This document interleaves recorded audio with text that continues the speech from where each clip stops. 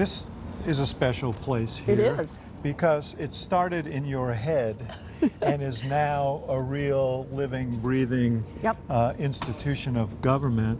Tell me about the Consumer Financial Protection Bureau. So you remember the basic problem because you were also there when this came to life. But the basic problem was people getting cheated on their mortgages, on their credit cards, on a lot of their consumer borrowing. And there were 7 different federal agencies, all of whom owned a little piece of supposed to enforce the law. And when 7 different folks are supposed to do it, nobody was doing it. So the idea was, when the crash came, don't just pass a couple of laws to say don't do that horrible thing and don't do that bad thing to people.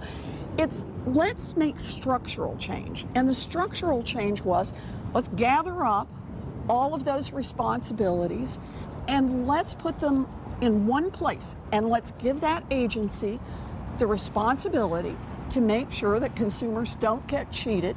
President Obama was a fan of this idea. Yeah, he was.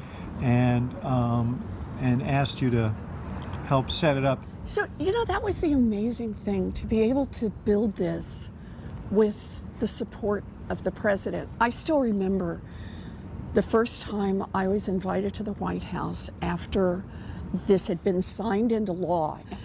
And the very first question that the president asked me, he said, is it going to be strong enough to make a difference?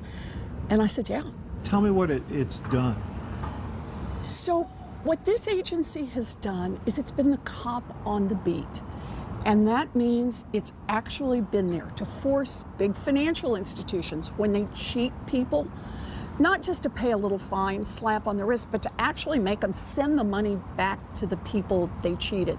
So far, this agency has forced these big banks to return more than $12 billion directly to people they cheated.